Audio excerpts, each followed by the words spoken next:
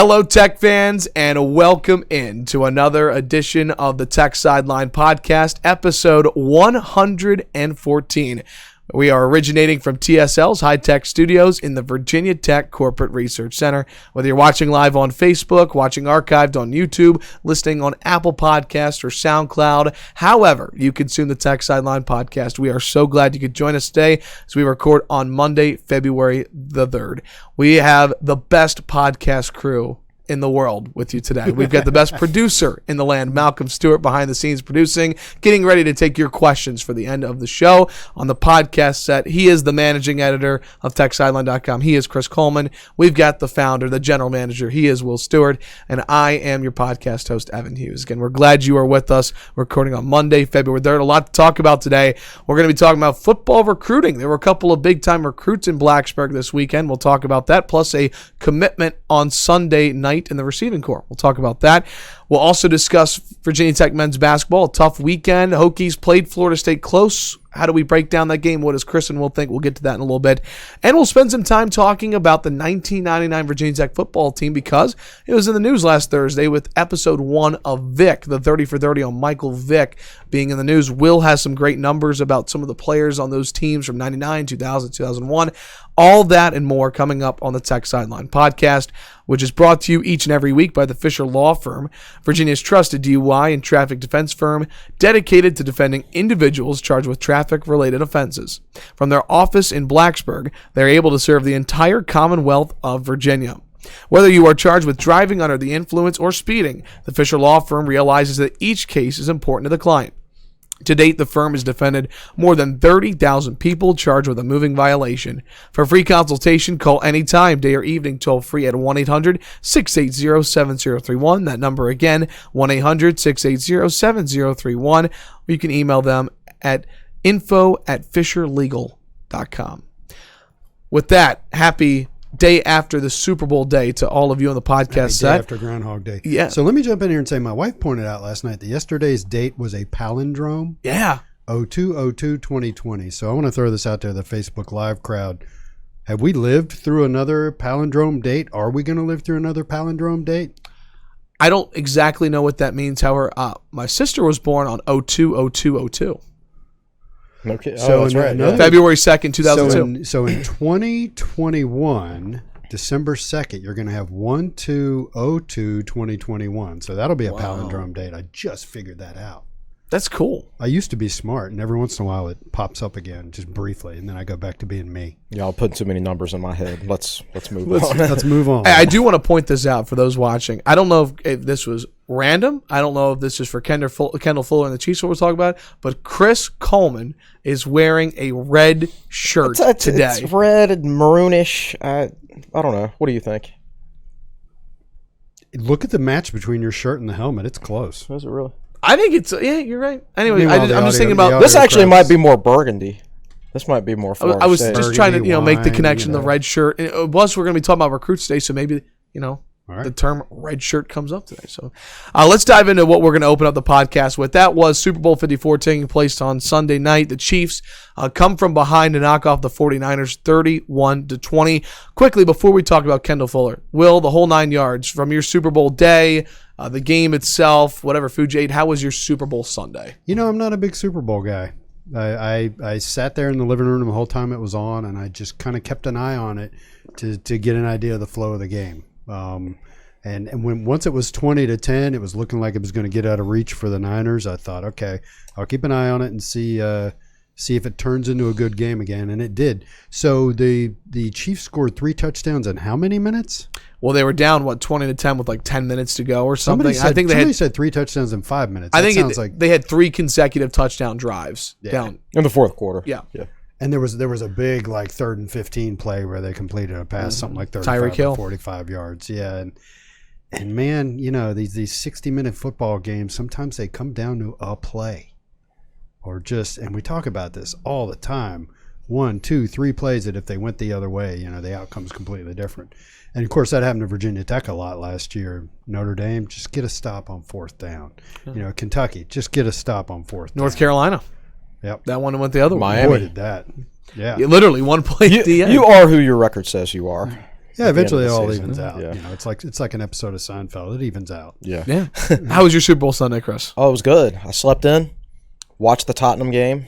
They win? They beat Manchester City. That's a good win. Yeah, it is. Went to the gym and then chilled out and watched Nice. I went to the gym too. I watched the first half of the game all the way up through the end of Shakira and then turned it off. That's all I cared about. You didn't watch the second half? He blew a fuse watching Shakira. Yeah, I was done. No, I didn't. I think this is actually the first time in like 3 years that I've watched any of a Super Bowl. I just don't really care about the NFL. So here's a little nugget for you. J-Lo is 50 and Shakira is 43. Yep. So real quick, so there were two things that were notable about Virginia Tech that kind of tied into the Super Bowl. Number one, if you saw the Shakira J-Lo halftime performance, did you see all of the memes that have been made about Shakira gobble and the gobble and how great. that relate? Like someone tweeted quickly, like Virginia Tech fans on third down, and it was that video of Shakira. Okay, so that was going. It did sound exactly like like the turkey call over the loudspeakers on third down. Did you see Bailey Angle's tweet that I retweeted? I have this up right now. So Bailey Angle tweeted this at 9:53. A good friend of mine, Bailey Angle. Well before the end of the game. He goes, quote, "If Kendall Fuller has the Super Bowl ceiling interception on the same night as Shakira gobbling, this will be the greatest event for Virginia Tech since the 1995 Sugar Bowl."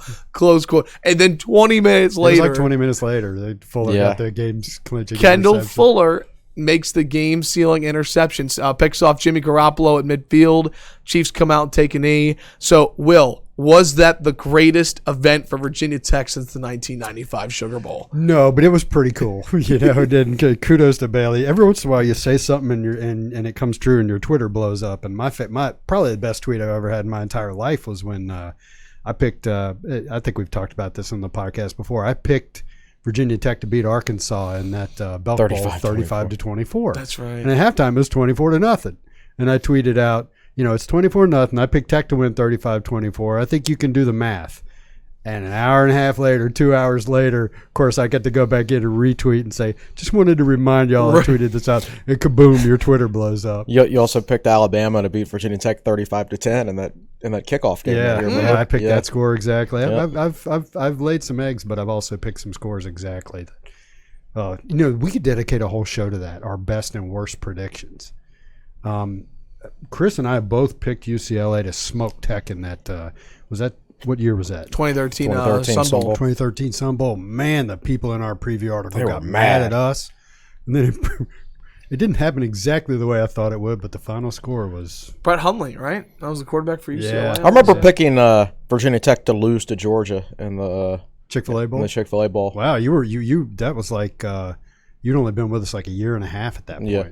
I thought they had a true freshman quarterback, obviously, who's Stafford, right? Stafford in the NFL now. But their defensive line was so good, particularly their defensive ends. I just didn't feel like our offense was going to be able to do anything. And I'm like, yeah, they're only 8-4, but I just think it's a matchup thing. And that was probably my best one. Yeah. So again, Kendall Fuller, the game-sealing interception. That was pretty cool. Pretty cool moment. And for, like I said, Virginia that's Tech. what 5-star recruits do. They have good college careers and go on to win Super Bowls. So congratulations to Kendall Fuller. Cool moment there for Virginia Tech football. And that's how we open up the show with the Super Bowl. Again, as I mentioned, we're going to talk a little bit of Virginia Tech football recruiting. Busy weekend with a couple of, I believe, unofficial visits. Or were they official? The guy who committed was official. It was, okay. So a little bit of both. We will talk about the Vick documentary. Will's got a really interesting piece of paper he printed out just talking about. Which is related. It's not per se about the Vick documentary, but it kind of ties into that same We'll era. talk about both because, like you said, it ties in the same era. But we are going to begin talking about Virginia Tech men's basketball. Tough week for the Hokies. Tough week and a half stretch. The loss to Boston College, the loss to Miami, and then the loss to Florida State on Saturday. What was it, 73 to 74-63. 74-63, final score. Over 9,000 in attendance. It was a sellout. That was a good crowd. Yeah, it was pretty What do you think, Chris? Yep. I thought it was a pretty normal Saturday crowd for an ACC game. But there were good people crowd. all the way up to the corners. Yeah. As opposed to what we call the StubHub sellout, where there are large groups of tickets unused. Mm-hmm. No player for Florida State scored over double digits, except for Devin Vassell. And he went way over double. He had a pretty good day. He had a 27 points, 7 of 7 from 3, 8 of 10 from the field, 4 of 4 from the free throw line. Again, as the Seminoles just took an early lead, and while the Hokies cut the deficit to, I think, 4 there in the first half, had a chance to maybe take the lead. Just felt like, Will, the Seminoles just kept the foot on the gas pedal and never really let Virginia Tech back in the game. They're a really good team. I don't know that they're the number 5-6 team in the country because the ACC's down, but they're obviously very tall. They've got enough experience on that team. It's kind of the same Florida State team that you see every year. They're all the same. Some versions are a little better than others. They should have recruited Jalen Cone. Oh, God. They should have signed just to do something different. Just for the novelty of it. Yeah, exactly. Oh, man. But, yeah. And that was the worst game Cone's had in a while. Imagine that, right? Yeah. When the guy that's guarding you was a foot taller than you, probably. So they're one of those teams that they've always been a tough matchup. They were really focused on Virginia Tech too. Leonard Hamilton had his opening statement yesterday, and this was unprompted. He just walked in and said it. It was a long statement. I should have printed it out to read it, but basically he said, "We won this game today because we turned on the film and saw what Virginia Tech did this year. They weren't who anybody thought they were going to be this year, and now everybody's taking them seriously. And we won this game because we're taking them seriously. Yeah. But we took them seriously because of the work they've done this year. The body of work. Their body of work. Now, what that also implies is that Michigan State and NC State and teams like that. And maybe early Duke when Tech played Duke in December. Exactly. Maybe Virginia Tech was not taken as seriously at that point as they're being taken right now, which is a fair point. Well, and so I've got some numbers here that we'll get into in a second. They're about individual players, but I think this applies to the whole team. Teams have learned to defend the perimeter, really overplay at the three-point line, and Virginia Tech's just not getting into the middle and taking advantage of the space in the middle. And I'll just leave it at that. I don't want to really criticize individual players, but you take a Justin Robinson or a Seth Allen and put him on this team, and you can't do that. Right. And they're missing that ability to drive to the basket and score. I think Wabisa Beatty's got the ability to drive to the basket and score. He just doesn't do it, for whatever reason. Well, he's not confident, and when you miss layups like he did on Saturday against Florida State, and you miss jumpers in the lane like he did against Boston College, then you wouldn't be confident, right? Well, and he's just not a scorer. Yeah. And he's not going to be. He's over halfway through, 2/3 of the way through his junior year. That's just not who he is. But if you go back and read a scouting report coming out of high school, like I mentioned this on the show last week, if you're a TSL subscriber and you read that scouting report when he was coming out of high school, you would not be expecting him to be a scorer. Right. Yep. I mean, that's not who he was. So he's exactly who we thought he was coming out of high school. Yeah, and teams have figured it out, so they're defending Tech differently. So let me throw some numbers at you. Yeah, please do. And this is a couple individual players, but like I said, it kind of applies to the whole team because you could say the same thing about Hunter Couture, for example, over this same time frame. So P.J. Horn started out and made 17 of his first 33 three-pointers this year. I don't know how many games that was over. 51.5%. Since then, he's 9 of 47 from three-point range, 19.1%. So that first stat was probably 8, 9, maybe 10 games in. So ever since then, he just hasn't been a good three. And the UVA game, he was 0 of 9. And on Saturday, he was 0 of 6. All right, so that's 0 of 15. So that means in the other games, 9 of 32, which is still 27%. Still not good, right? Yeah. So Landers Nolly in the first 8 games through the BYU game, if I've got my numbers correct, Landers Nolly was 27 of 53 from outside, which is 50.9%, slightly over 50%. Since then, he's 30 of 105, which is 28.6%. So teams have learned how to defend Virginia Tech in general, and it was good to see. So Jalen Cone provided a little relief a few games ago, starting out coming off the bench, I think, against Syracuse. He didn't start that game, right? Not the one in the carry dome. He did it. He did it Virginia Tech. Yeah, so he provided a little relief, so he kind of masked what was going on with the rest of the team. Mm-hmm. Like I said, Hunter Couture's also dropped off. And then he stepped back up on Saturday. Well, part of the reason Tech didn't get absolutely blown out was Couture coming off the bench and scoring what for him was 10 quick points in the first half, a couple 3-pointers and getting inside. Then only had one field goal attempt in the second half after a strong first half. It's several things come to mind while we're talking about all this stuff. We sat here at one point in time and I said, listen, there are going to be games where this team can't hit the broadside of a barn and games where they'll have multiple guys hitting and they'll blow somebody out. I don't know that second part's true. I don't know that that's going to happen. I hope it does.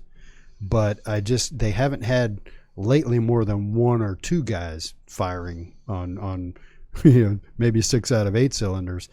What else? I lost my train of thought. I'll read off some numbers quickly while I think about from the game. So Tyrese Radford had over 20 against Miami. He's the one guy who's not absolutely hitting a wall. He had 18 points against Florida State and 6 rebounds. Because his game isn't reliant on shooting. His game is just reliant on driving and being tough. And even if you've hit a wall, if you're good at those two things, you can still be effective. Yeah, so the stats, a lot of the guys have dropped off since the first 8 or 10 games. He's the opposite. He's gone in the opposite direction. And that's another thing that has masked some of what's happening with the rest of the team. It's not a surprise. Look, if Virginia Tech played in another ACC team, let's say a typical Virginia Tech team or a typical anybody's team that's primarily made up of sophomores, juniors, and seniors. If that Virginia Tech team played a team whose playing rotation was 2/3 freshmen and whose starting center was 6'5", we would expect to crush that team, right? That team should stink. Yeah, so there are stretches where they stink. Right. I mean, they get outscored. Right, yeah. Was it 24-2 against Miami? Yes. Oh my. That was like remember Jamon and Zabian's team at Rutgers that year? It was like a 30-0 run. Was that Jamon and Zabian's team? Yeah, it was when they were freshmen. Bryant Matthews was still playing for that team. He was a senior. Yeah, It was when Coleman Collins, Bryant Matthews, Zabian Dowdell were freshmen, and they went to Rutgers and they got up like 3-2. So here's a story there. I think was that the game where they actually got whistled for dunking in warm-ups? No, that was St. John's. Okay. So, Rutgers comes out and hits a 2. Tech comes out and hits a 3, and then Tech gives up 30 straight points. 30 straight points. I remember listening to that on the radio because it wasn't on television. It was 32-3. I listened to it also. Man. Yeah. So these, and that team went, they went 15-14 when that was a freshman-laden team also in their last year in the Big East. Nobody expected them to be any good. So, I mean, freshman teams, they're going to have bad nights. And especially this one when you got 6 freshmen. It's one thing to, have 3 freshmen like that team. 6 of them? I mean, this team played better at the beginning of the year than they had any business playing.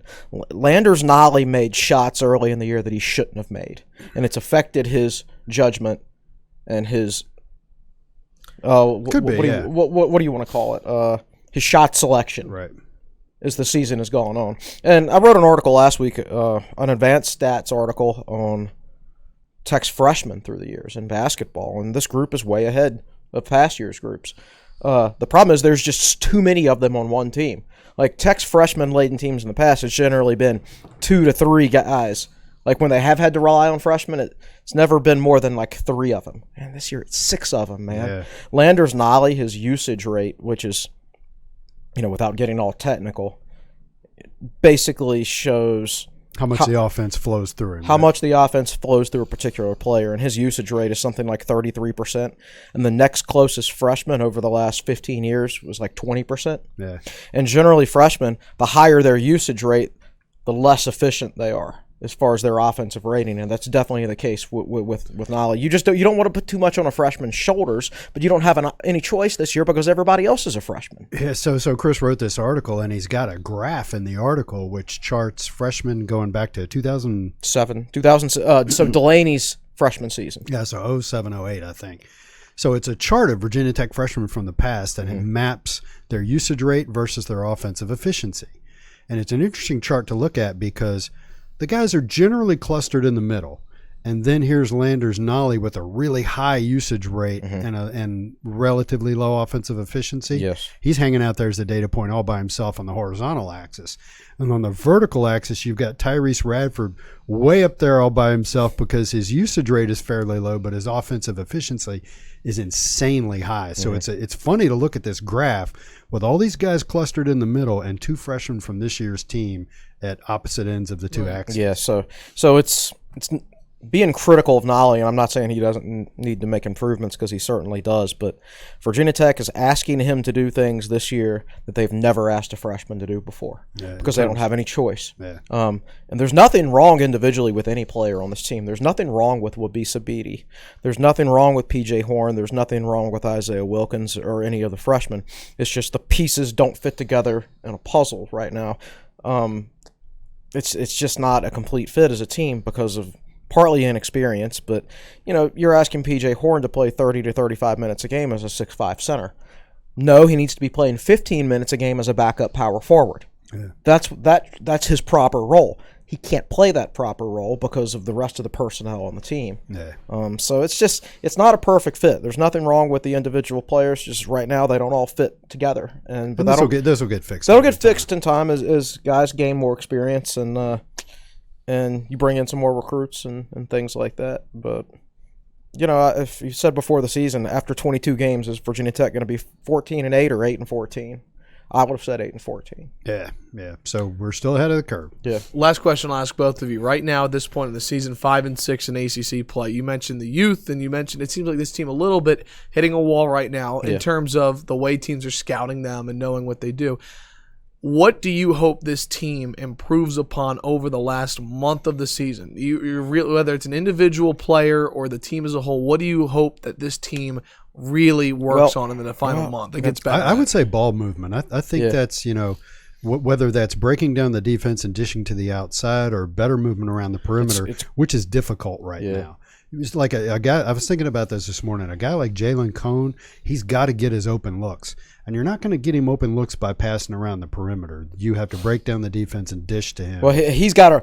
You can, but it's got to be. He runs from one side of the court down the baseline to the other, and you set him a screen. Which the Hornets used to do with Dell way back in the day. Dell would sprint from one side of the baseline to the other, come around to pick, and they'd hit him and he'd pop. Well, and honestly, if you go back and watch the tape, that's how they're getting him open a lot right now. Yeah, when he is open, but the film gets out and you have to make adjustments to it. But it's tough for a collective group of freshmen to make the adjustment. Every game they're seeing something they haven't seen before. Right. Like not only Florida State's height, but just the way Florida State plays defense. They switch everything.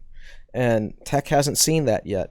I don't know anything about Georgia Tech, but they're going to throw a certain style of play in there that these freshmen have not seen yet.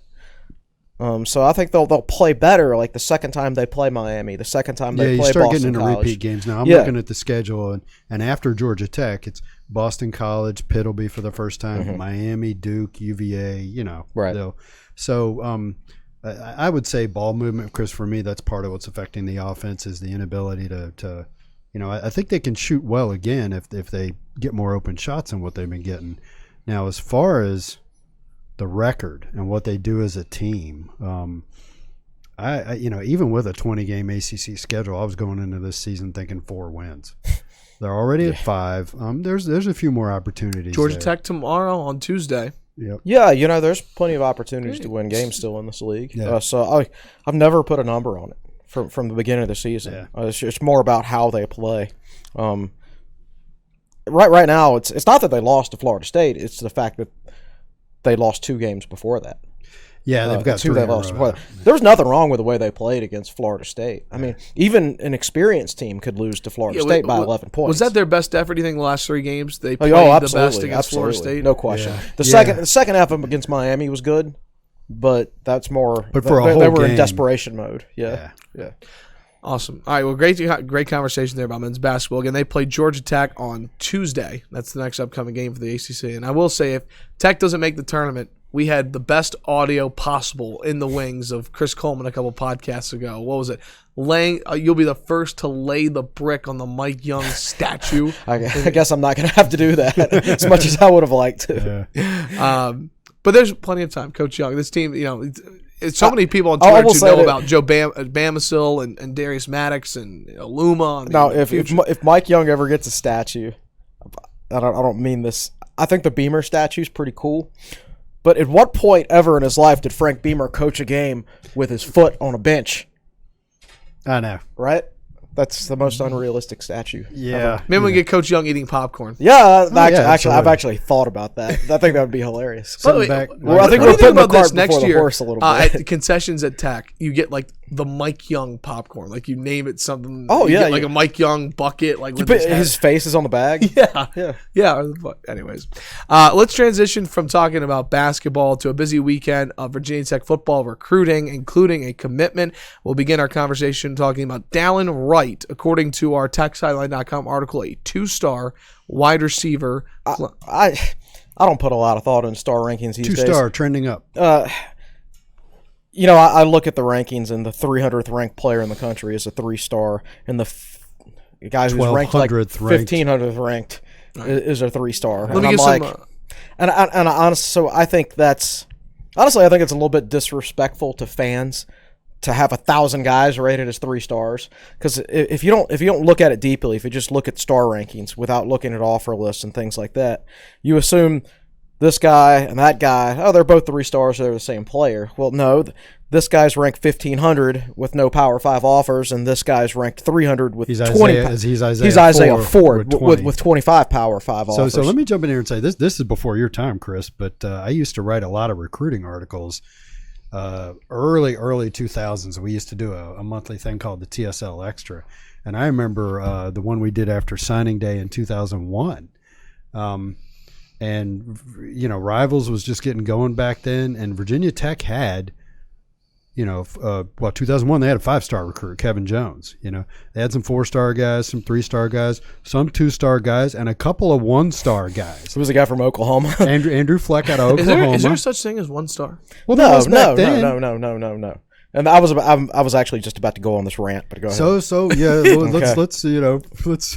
don't want to have to adjust the volume on Chris's mic because he's getting wound up. But yeah, I remember this. Andrew Fleck, I think, was a 1-star recruit, and there was like an offensive lineman. I think Reggie Butler.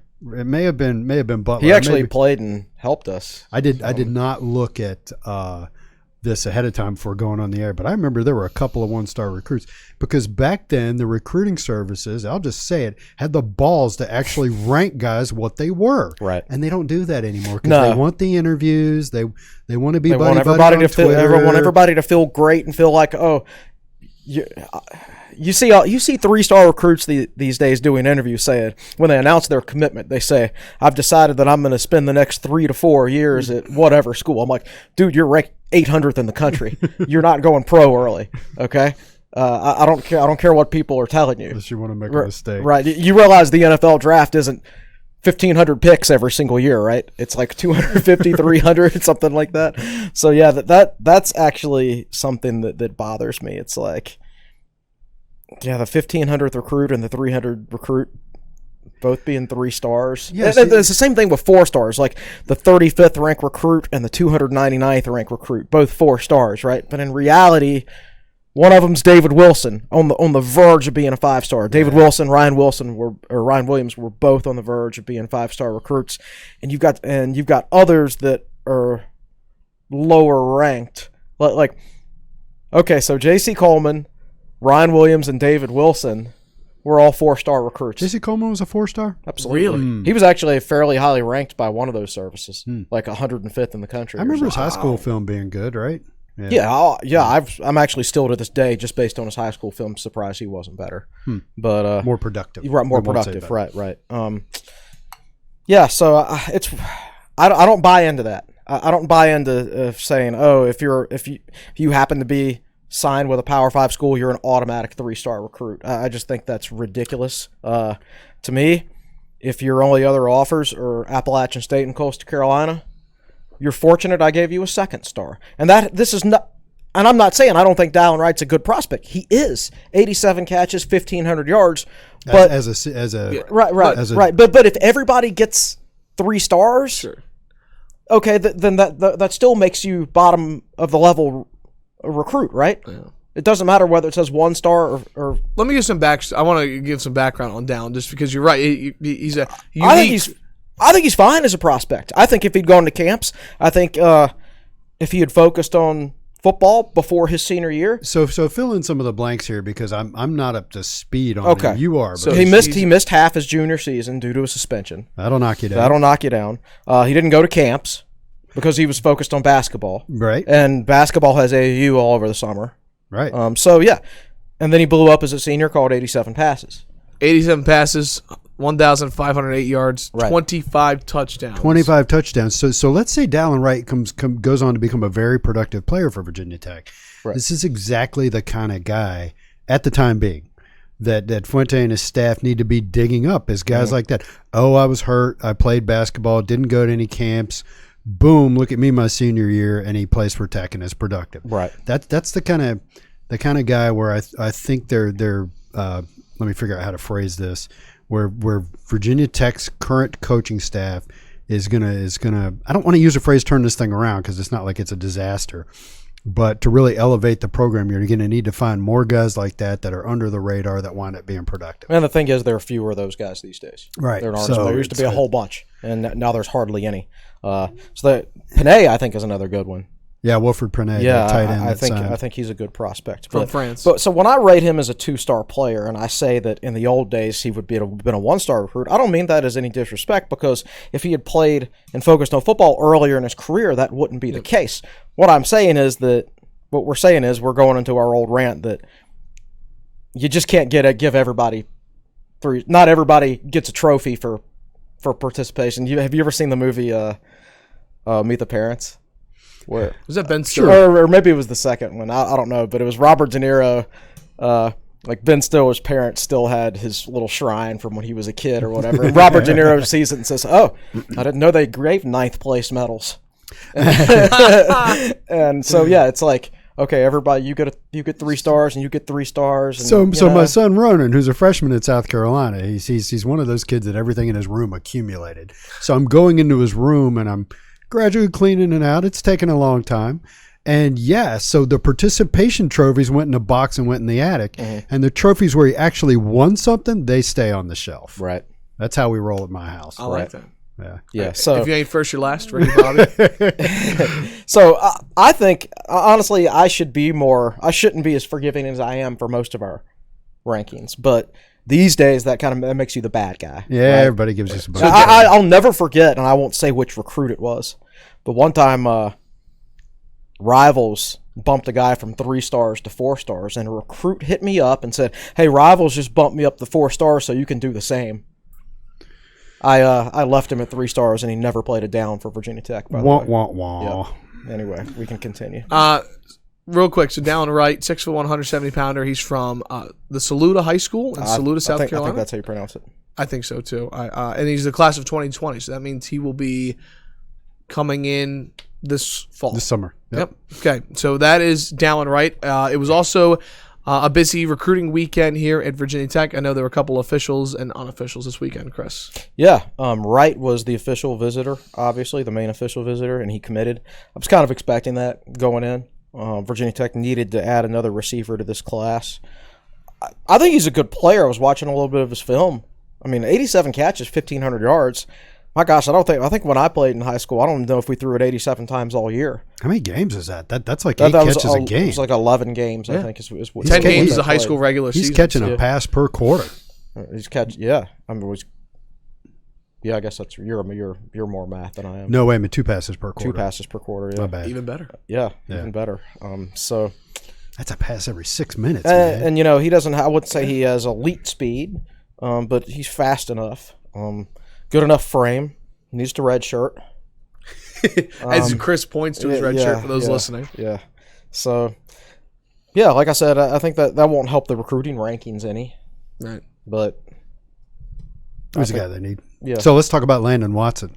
Yeah. Yeah. So Evan, you pretty much get to take the floor here. By the way, it's Evan versus James Franklin in this recruitment. Right. So give it your best shot. We'll get to why. So Landyn Watson is a 4-star defensive end, right? Out of Texas. Hutto. Yeah, it's outside Austin. So the guys you've been hearing a lot about Texas to Virginia Tech, they're mainly Houston area guys. Demetrius Davis and Alec Bryant and Robert Wooten. They're around Houston. Watson is from around Austin. And Texas. how far is Houston from Austin? I don't know that. But so he's from a little different area. It's Texas. It could be an hour. It could be 8 hours. It's such a massive state. But I think it's probably like 2 or 3. And he is a 2021 guy. Correct. By the way, yeah. So he comes into town, and gosh, so how do we attack this? You encountered him, so he was looking at. Was he specifically looking at sports media and analytics, or just? Well, he has an interest to be a sports broadcaster. Mm-hmm.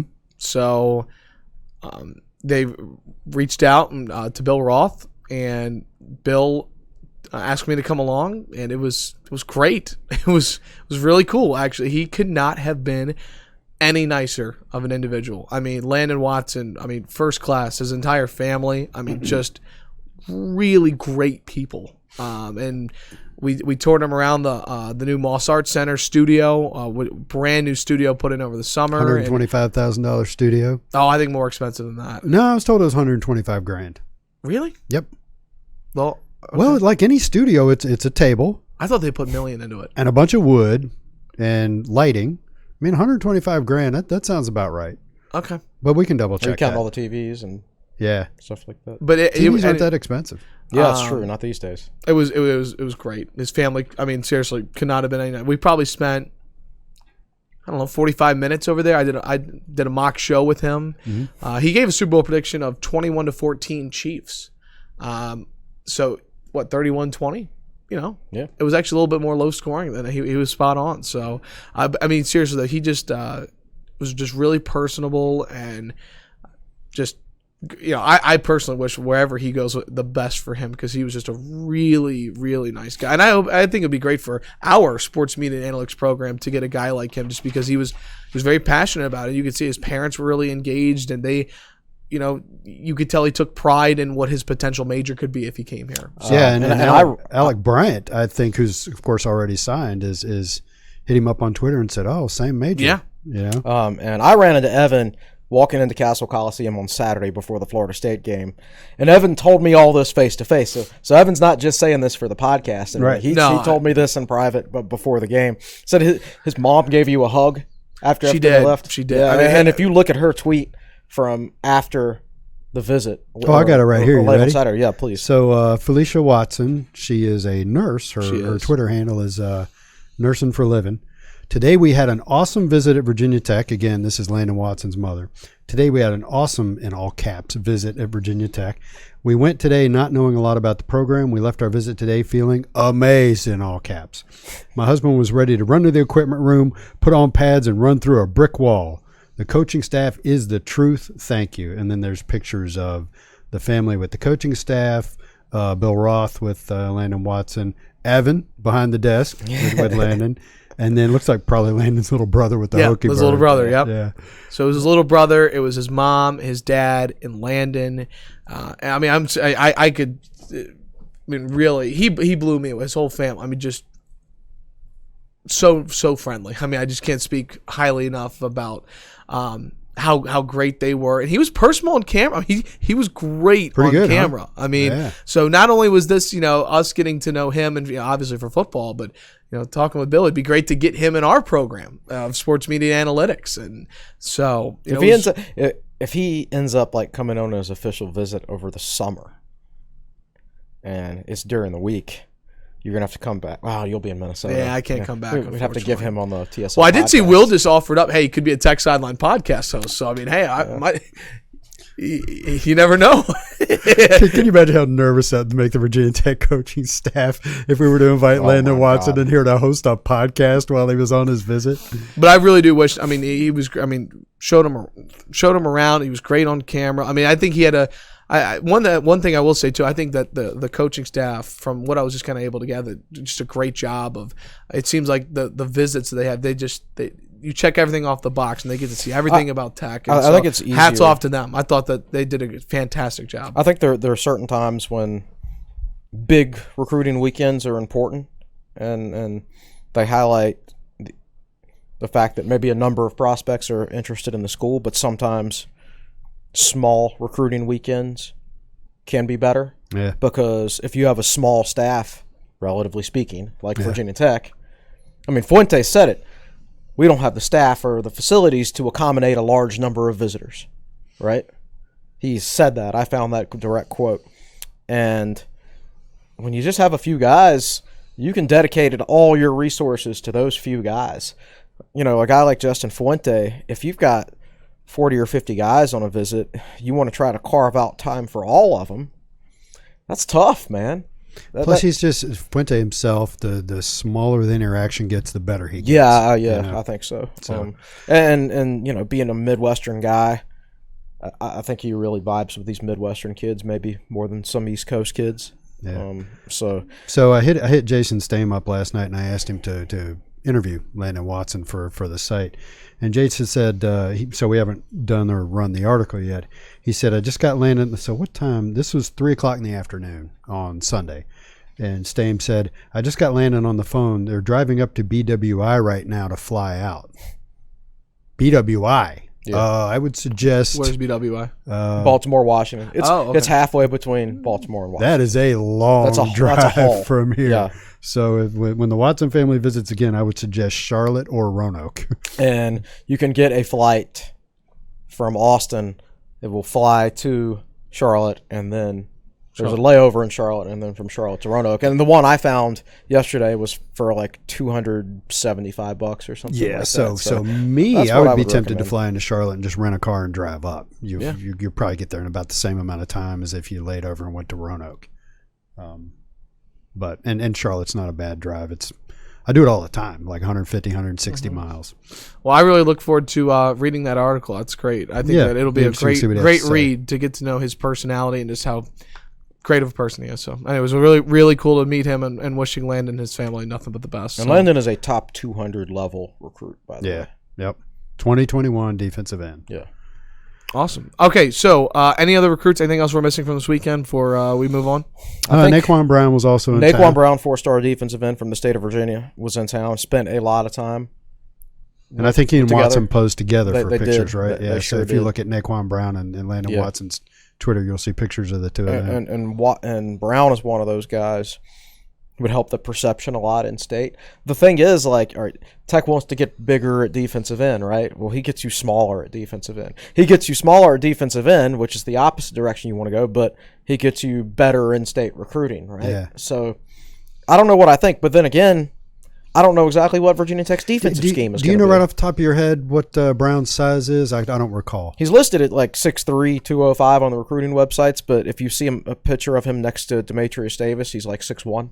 And I know at one of these camps he measured in at like 6'1", 196 or something right, like that. so at one of these camps he measures in at 6'1", yet his recruiting profile still says he's 6'3". 6'3". And Taiwan Garbet's recruiting profile said he was 6'3", and now he's listed at 6'1", right? Yeah. Some of them, though, like Alec Bryant, whose recruiting profile says he's 6'3", you look at a picture of him next to Justin Hamilton and Justin Fuente, and he's a legit 6'3". Yeah. So you'd never know exactly what to believe when you read a guy's recruiting profile. Now, that said, Brown is a very good athlete, good football player.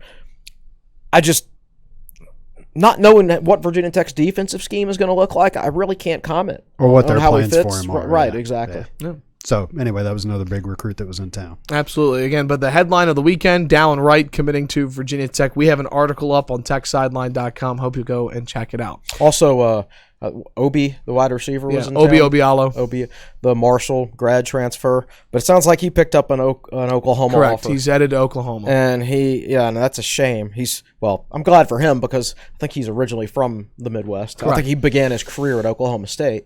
Yeah, I said, a friend of mine tutored him at Marshall and said he's a great kid. Right, he's really a top-notch kid. But, man, that's a guy who I really thought we needed. Yeah. Okay, so let's do this. Let's take our time out here on the Tech Sideline Podcast. When we come back, we've got some interesting notes to discuss, and we'll also the notes about. Well, help me describe this here. This doesn't exactly relate to the transfer portal, but it's an interesting. It does relate to the transfer portal. It's a list of players who were on rosters in the late 90s and early 2000s, and were less than seniors. So they were eligible to come back the next year, but didn't. So I'll get in. So if we're going to take a time out here, can you hand me my sheet? We'll get Chris's sheet, and we'll discuss about the sheet when we come back on the other side of this break. You're listening to the Tech Sideline Podcast, proudly presented by the Fisher Law Firm.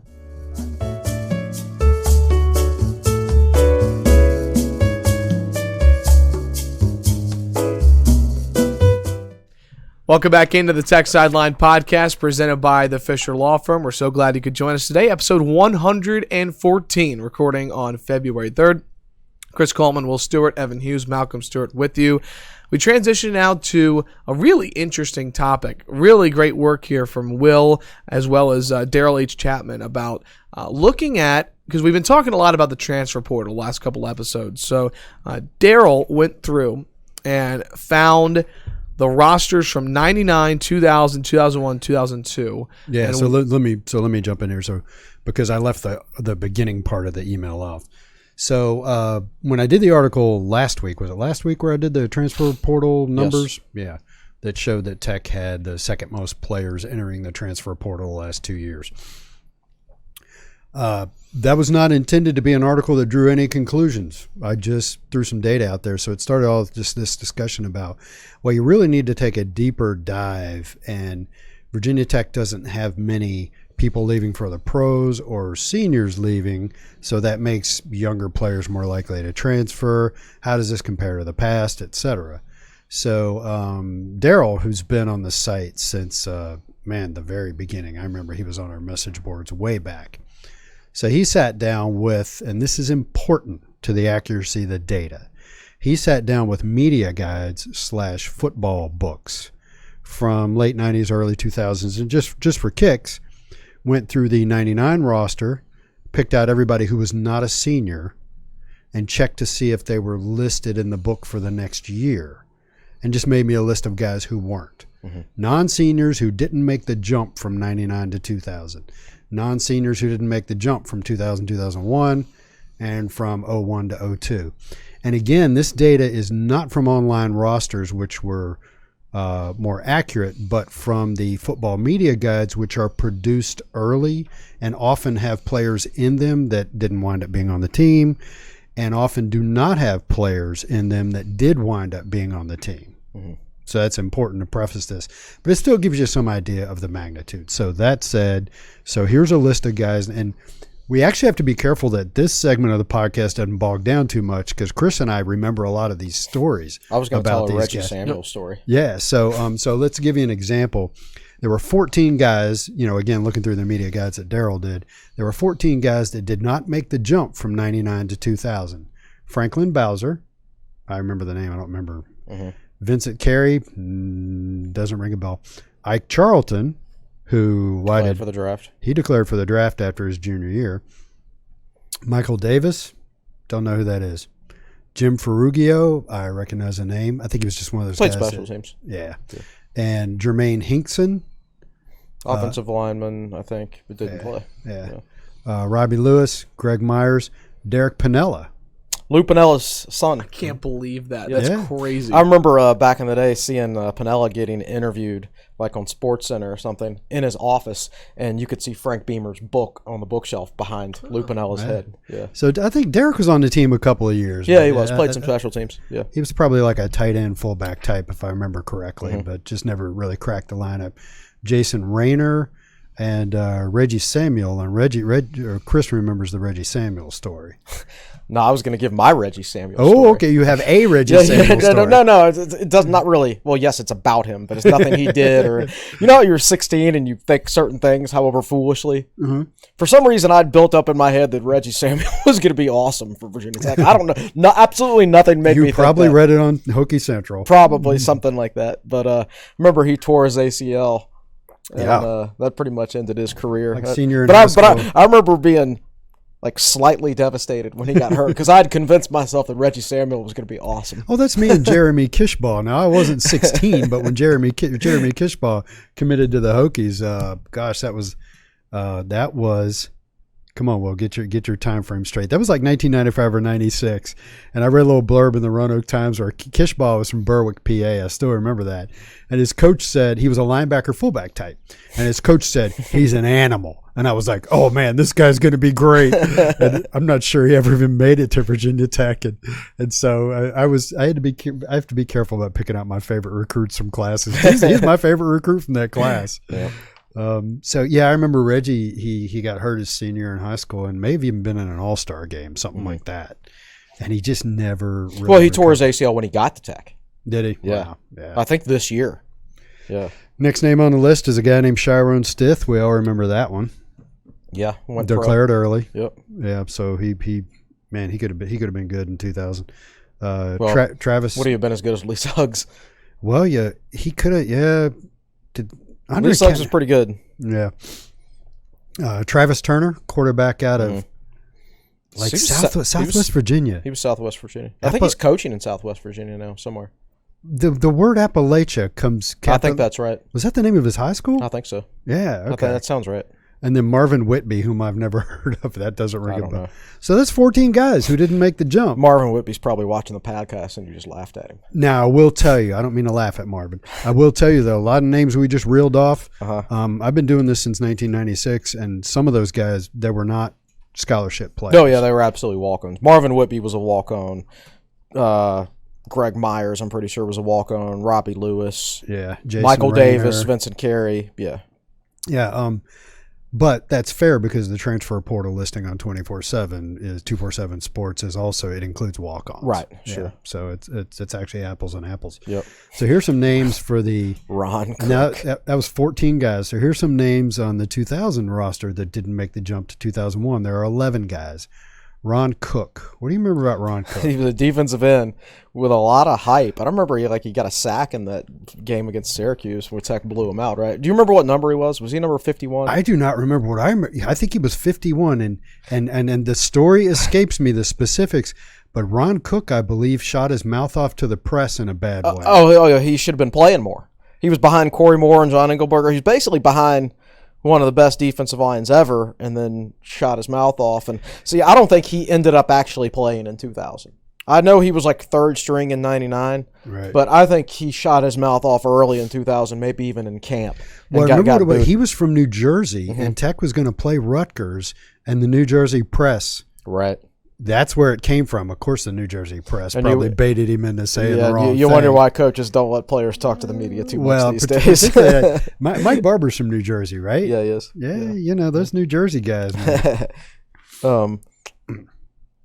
Mike Donahue's the next name. I saw Smithfield Hokie on the big screen in Castle on Saturday, and I'm pretty sure he was wearing a 51 jersey. That actually made me think of Ron Cook. A Ron Cook jersey. So Smithfield Hokie, if you're listening, tell us the story behind your 51 jersey. Ron Cook jersey. Mike Donahue never doesn't ring a bell. Andre Harrison, Virginia Tech's first, what you could consider 5-star recruit. Yeah, remember he was Michael Vick's top receiver in high school. Yes, and he was Brendan Hill was Marcus's top receiver. Right, so like they were like Vick, Michael was class of 97, and I want to say 98? Harrison was 98 or 99, and Michael was class of 98. Signed in 98, redshirted in 98. You're right. So Harrison was 99. He was the next year. And he came in and lasted his redshirt year and was out. And this guy was a guy who was like number 2 in the state or something like that. He was way up there. Yeah. Now, was he a guy who did he like play special teams and block punts or something like that? Am I getting confused? You're getting him confused with Angelo Harrison. There you go. That's in the mid to late 90s. Yeah. No, Andre Harrison redshirted and then left before his redshirt freshman season even started. He might have even been off the team like spring of his true freshman year. Yeah, I'm going to look him up and see. But yeah, he was like, that's like the most highest touted bust in Virginia Tech history. Early on. Considering how high he was ranked and how long he stayed in the program. I guess it's a competition between him and Holland he was Fisher. ranked 4th in the state. 4th in the state. And yeah, we're from Warwick High School. So he between him and Holland Fisher, I guess, for most hyped recruit who turned out to do absolutely nothing. Some guy named Julius Jones was number 2 in the state that year. Imagine that. Yeah. How about Charles Hatter? Walk on. Ricky Hudson. Yeah, I don't remember him. Okay, I know. I recognize that name. I believe, if I remember correctly, there was a Hudson Automotive Group in Pulaski. Oh, yeah.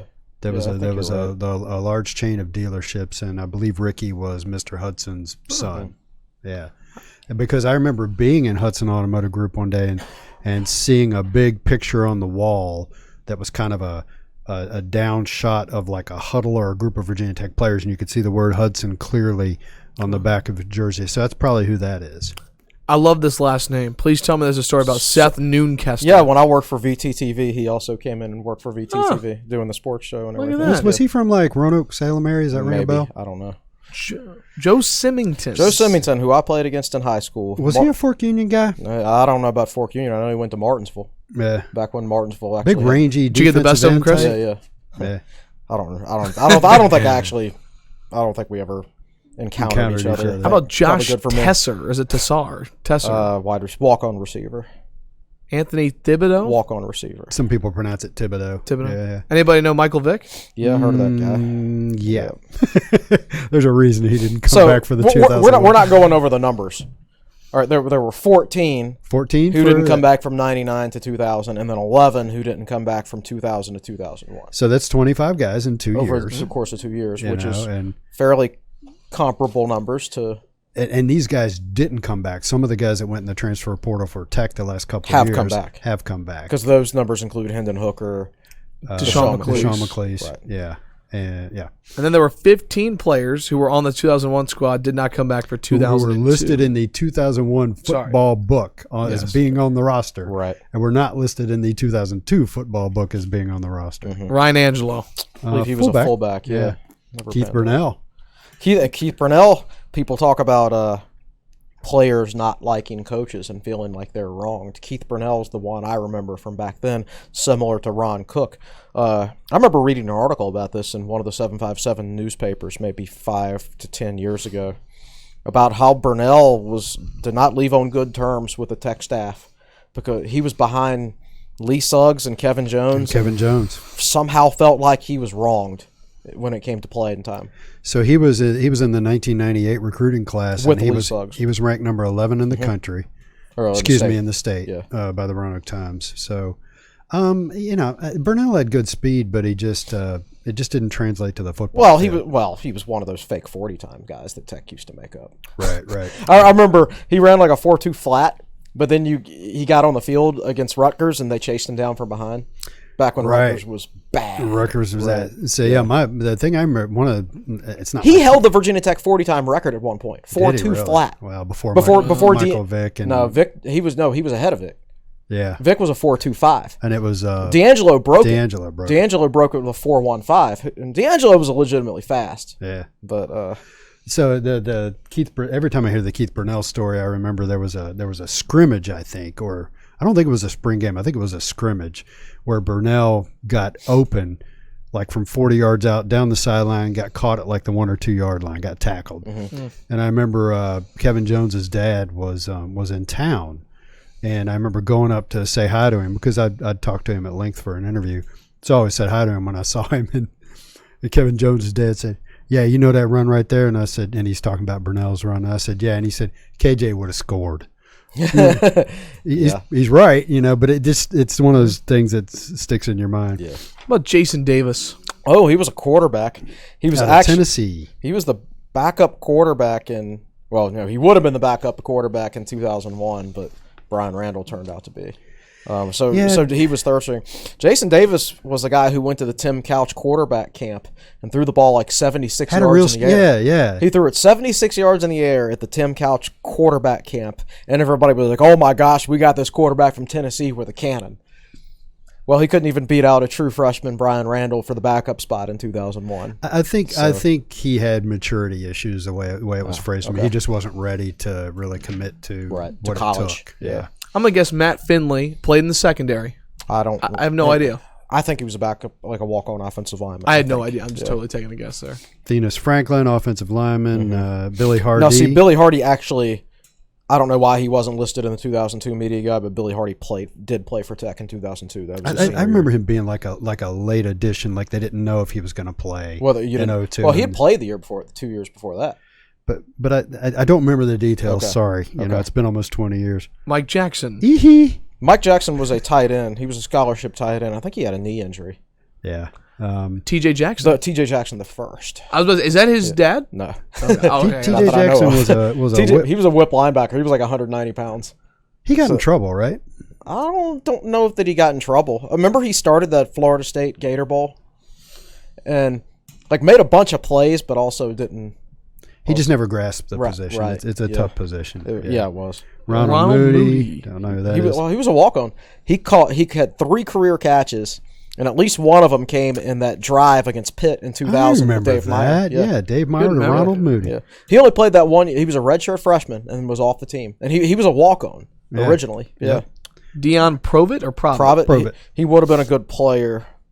Started for Tech at Whip in 2000, right? Rings a bell. Yeah, and he was a guy who he left the team, and he was from Ohio, and the rumor at the time was like that there was a pregnancy, and he dropped out of school for it. Yeah. Tim Selman, probably defensive line. Backup offensive line. Offensive line. Jeff Thompson, probably a walk-on. Marvin Urquhart. Now, I remember Marvin Urquhart. I remember going to see he was from the 757, I believe, or the eastern part of the state. Oh, Lou Johnston was his head coach. Western Branch? Yeah, Western Branch. So he was, I think he was a fullback type. Mm-hmm. And the recruiting function that I went to, Jim Cavanaugh talked about him and showed film on him. And Urquhart was a beast. He was definitely a fullback type. When I had lunch with Lou Johnston a few years ago, when I was out in the 757, and he told me, he said, man, Urquhart was a beast in high school. Yeah. I don't know why it didn't work out. Well, he got big, remember? He got huge. He got like 280 pounds as a fullback. I think he ate himself out of his position or something like that. Yeah. But, yeah, he could have been somebody, I think. I still think to this day. Jeff Warner.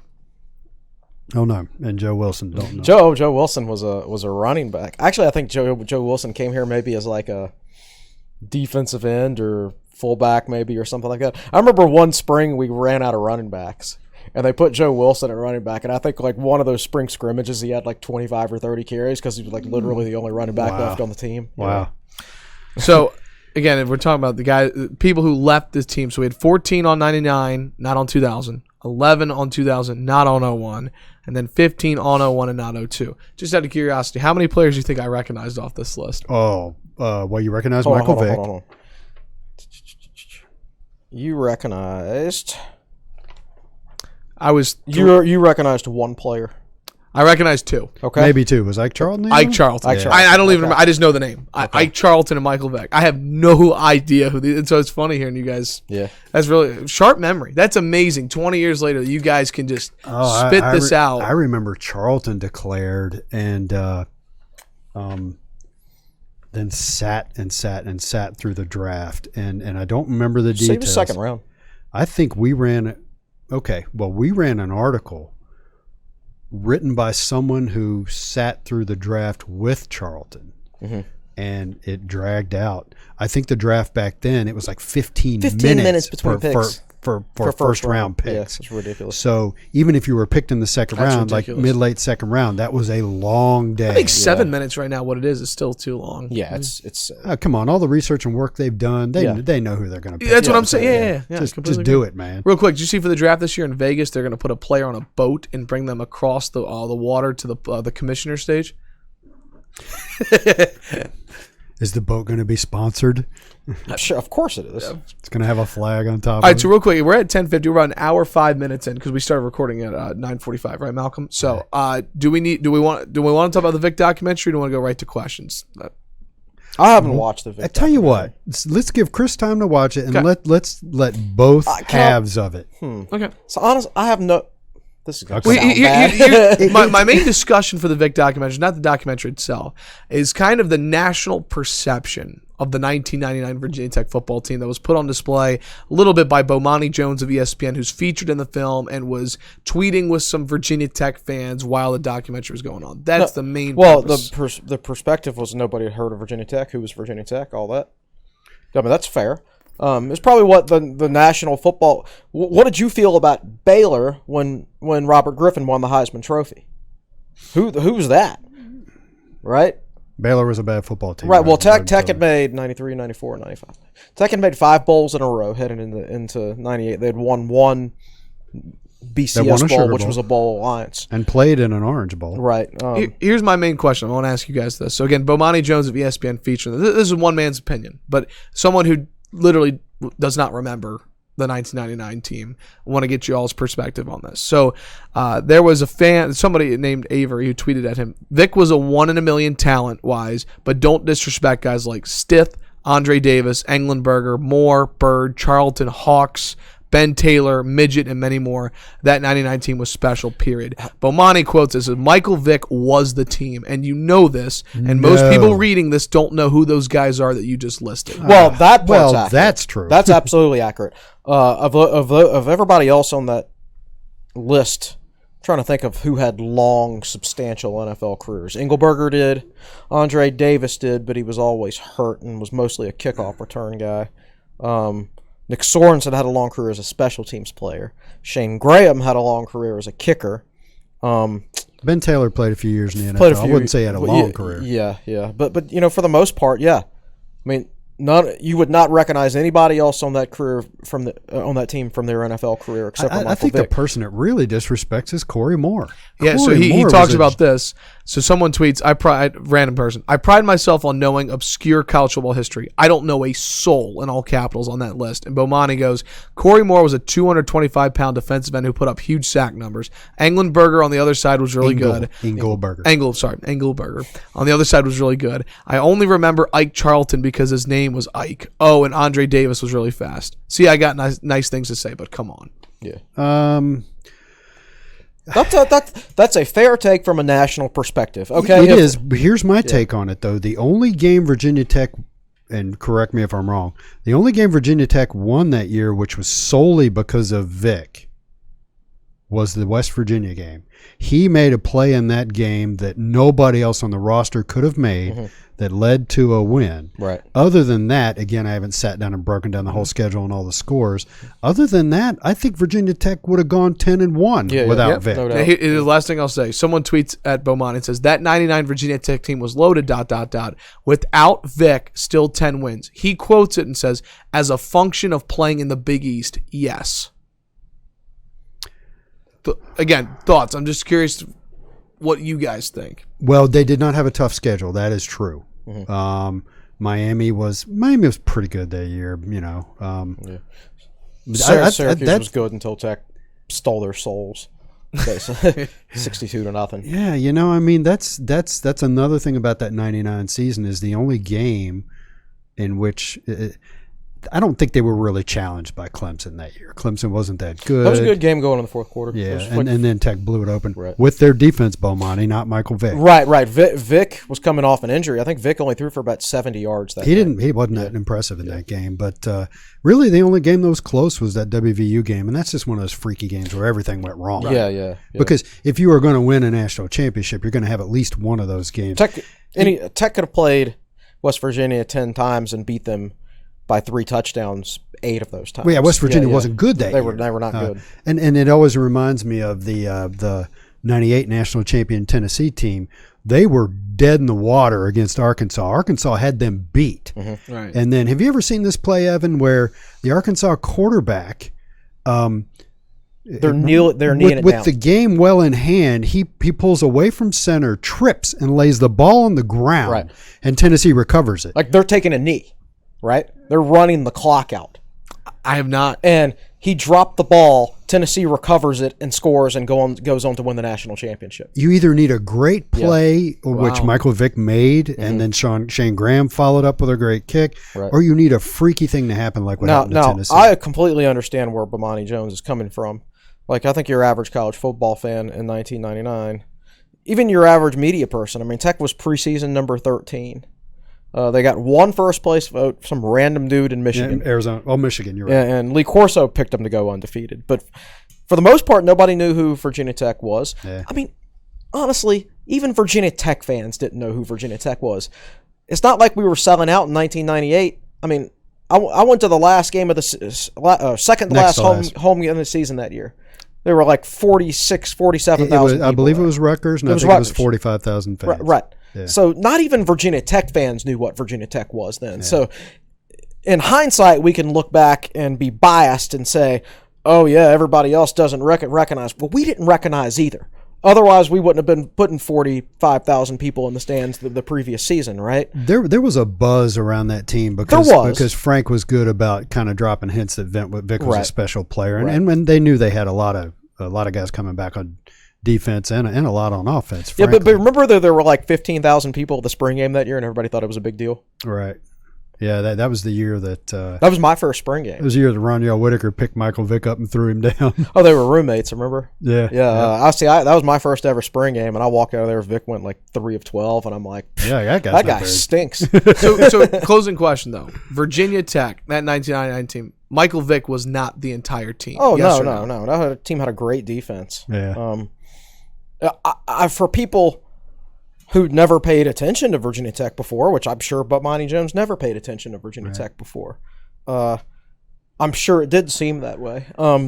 But honestly, it's no different than I would feel if it's like some random West Coast team that I never paid attention to before came out of nowhere. Right. Or Baylor when they went from being atrocious right. to... Yeah, that's a good comparison. So like I can't blame anybody for what they thought. I mean, I remember I was playing high school football back that time, and like kids in my school, 2 hours from Virginia Tech, it was like the best player on our team was a Penn State fan, and even during that season, Penn State would kill Virginia Tech. I mean, just the perception of it. Yeah. Even like some of Tech's best players back in the day, like Marcus Parker, right?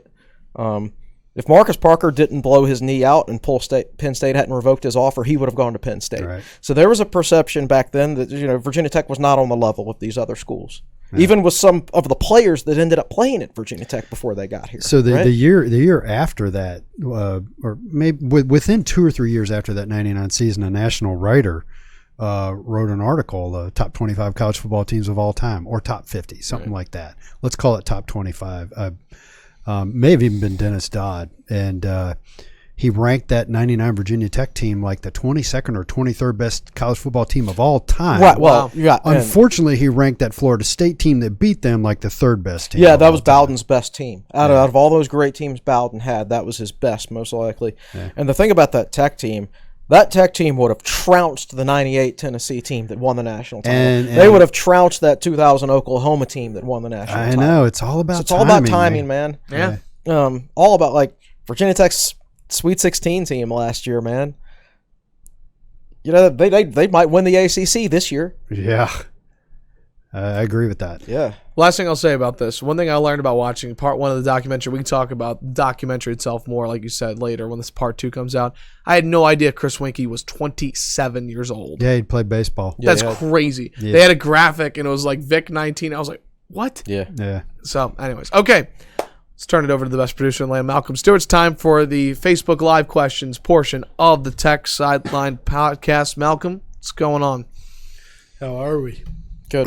How are you? You woke him up, man. Yeah, exactly. Sounds like he's got a cold or something. By the way, real quick, Malcolm was at that. You took him to a game. You texted me, right? That 1999 season. Yeah. So that Michael Vick's first game in Lane Stadium in September of 1999. I took Malcolm to that game. He was 8 months old, and he was wearing a tie-dyed onesie. And it was hot. Man, it was insanely hot, and he was a trooper. Malcolm, what do you remember about that game? I knew Vick was good. Like, yeah. See, I was crying because Daddy kept holding me, facing me away from the field.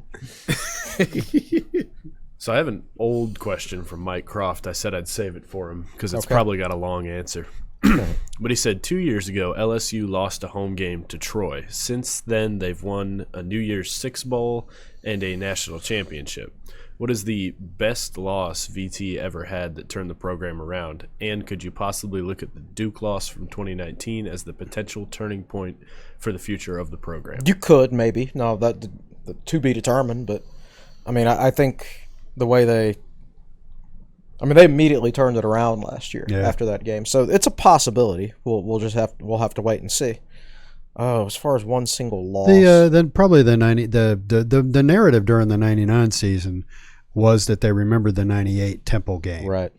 And that the article that got written over and over and over during the 1999 season was that Virginia Tech, in the week leading up to whatever game, would say, "Let's go win number 3. Let's go win number 4." That's when that started. They did not put a name on the opponent because their feeling was that Temple was so bad in '98 they knew they were going to play Temple, and so they weren't up for that game. So they used that as motivation to be up for every single game in 1999. So you can argue that that's a loss that was good for the program, assuming that wasn't just crap for the media to, Well, it's a good story, but is it true? Well, it's true, but let's face it.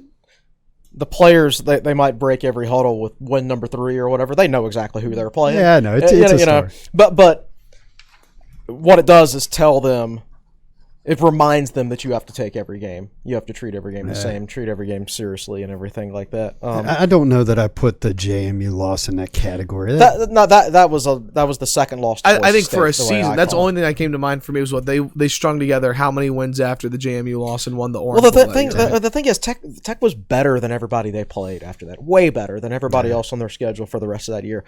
Whether or not they beat JMU or lost to JMU, if they play up to their potential the rest of the year, they're going to win all those games either way. I just realized, it just hit me for the first time ever. If Tech had somehow beaten Boise, didn't have the JMU slip up, that was it, right? That was the only Tech two was ranked losses. something like 7th in the country. Yeah, Wow. Yeah, that they could have. And I forget who ended up playing for the national title that year. Not that it matters. No, It sorry. So anyway, it's a great question. Yeah, you'll have to see what happens this season. I mean, if they go 8-4, you're like, did they really turn it? Right. So anyway, Sure. it's a good question, and it's one that we'll keep in our minds as we watch the next season for sure. All right, Michael Sands. Looks like recruiting is heading in the right direction. What are the chances Coach Fuente will be in Blacksburg 5 years from now? Let's see. So that would be, if he coaches 5 more years, that means he would have been here 9 years. I would have to know in my head the average tenure length for coaches. Yeah. I think I'll answer it this way. I think he'll win enough games to be here 5 years from now, but will he be here 5 years from now? That's like if he makes a really good run the next year and the year after, and a team comes calling with a lot of Scott resources. Frost doesn't at Nebraska. Like that's where a place like Nebraska, where I think he'd be a good fit. He's a Midwest guy, man. I just think he has a certain personality that they would like out there more than our fans like. And again, the money disparity between the Big Ten and the SEC and the rest of the world is enormous. Just insane. So that's the way I'll phrase my answer. I think he'll win enough games to still be here 5 years from now, but will he? Okay. Those are the only questions, according to Malcolm. Is that it? So how about this? We have been running long. We have. I'll close with this question because I've got Michael Vick fresh in my brain. What's your favorite Michael Vick Virginia Tech play? Is there one that stands out that you will just always remember and love? Well, the run against Boston College when he was a sophomore. He wasn't as good as a sophomore as he was when he was a freshman, but he had that run against Boston College up there, Chestnut Hill, where I remember I used to hope teams would get pressure so he would scramble. And that was one of those plays where the blocking just completely broke down and somehow he got out of it and stiff-armed the dude. And that was the 2000 season. 2000 season. Yeah, he didn't get tackled till Emmett Johnson tackled him in the end zone as a celebration. So I agree with that, and I'll tell you why. Because after his 99 season, I adjusted my barometer or my filter through which I viewed Michael Vick. And I unfortunately expected him to do amazing things. And that's unfortunate because you don't appreciate what you're looking at in the moment. And I recently saw some film of Ralph Sampson playing for UVA back in his day. And I lived in Charlottesville. My high school years were Ralph Sampson's college years, so I saw him play a lot. And you do get used to watching greatness and you forget how great it is. And I'm watching Ralph Sampson film, and he's pulling rebounds and dribbling coast to coast and dunking. 7 feet tall. And it's unbelievable stuff to watch. So I got used to watching Vick do great things. But I remember when he made that run, I literally laughed out loud by the end of it. Yeah. I just loved that play. I was just laughing. And Vern Lundquist just about wet himself trying to call that thing. Yeah. He was, oh gosh, Vern Lundquist style. He had never seen anything like that. Nobody had seen anything. Come on, like you're that Vern before. Lundquist. You've seen a lot of football. You hadn't seen that, and you're watching that going, oh gosh. Yeah, but I'll tell you when I first realized he was legit. All right, so his first game of his career was JMU. It was not on TV. Yeah. So I listened to that game on the radio. I think I probably saw the highlights on Tech Sports Today the next morning, but that's not the same. But he got hurt that game on that flip into the end zone. And so I went to the UAB game the next week, and he didn't play. It was Dave Meyer. Yeah. And then the next week was Clemson. He came back for Clemson but wasn't 100% and really didn't do much in that Clemson game outside of a Jew cure there. That was a defensive game that Corey Moore won in the fourth quarter. Fourth game of the season was UVA. That was the one time Tech and UVA have played, as far as in my lifetime at least, where the game wasn't played the last game of the season. Right. Yeah. It was played in October. I guess first or late September, early October. Something tells me it was October. Yeah. First drive of the game, he hits Andre Davis on a deep ball over their best corner, whose name was Tim Spruill. And Davis was past Spruill, and Vick just put it like right there. Like Davis reached out, and it just hit him right there. It was perfect. And there's actually a couple comments about that play. Yeah, and that's when I was like, whoa, man, we've never had anybody who could do that. He just flicked it. I mean, it was, his release was so fast. It was a deep ball, but it was like a bullet. Well, it's funny. They talked about in the documentary, I forget the name, the quarterback's coach for Virginia Tech. He was just talking about Ricky Bussell. He was just pointing on his head, like when he wanted to throw, it was just like, I forget the context of it. He was talking about how accurate and pinpoint. He could throw wherever he wanted. I remember the national championship game at one point. They had a camera on Bussell in the booth, and whoever's calling the game was like, "You got to like this if you're." This was when Tech came back and took the lead. He said, "You got to like this if you're Ricky Bussell right now. Like you got this big playbook right here, and you can call anything, and it's going to work with that guy as your quarterback." And it was accurate for the most part. Awesome. Any comments worth mentioning, or just people agreeing, Malcolm? There is one more question that I forgot to ask. We can take it and then wrap up. Will Wright play inside or outside receiver? 6'1", 175. I'm inclined to believe that he's an outside receiver at this point. The thing, like we said before, for all I know, he could be 5'11". I mean, who knows? You never know about these heights, but right now I'm inclined to say outside. You watched his film. Was it? I didn't watch it enough to. Okay. Yeah, I was looking more for athletic ability and things like that. So I was going to ask: was there a lot of short stuff where he was juking and showing slot ability, or was it mostly what looked like outside stuff to you? He looks like a guy who could potentially play both, like Cam Phillips. Has Grimsley played both? Yes. Yeah. Yep. Okay. All right.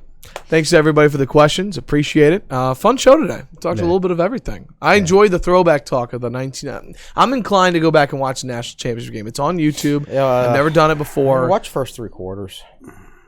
It's just sad. Yeah, it just makes you sad. Yeah. Well, let's end on a positive note, which includes our next Tech Sideline podcast on Wednesday featuring Tony Roby. Coach Tony Roby. Yes. Love having Coach Roby. Yeah. He's coming off a better weekend than he was last weekend. Yeah, wins against UVA, picked up a Commonwealth Clash point, and a win over Old Dominion, who has a sneaky good wrestling team in 7-5-7. That's a good win. Yep. So that's on Wednesday. What's coming up on? But the time for Roby is later. 11, I believe. Not we will 9:30, 11. 11. So what's coming up on TSL this week, Chris?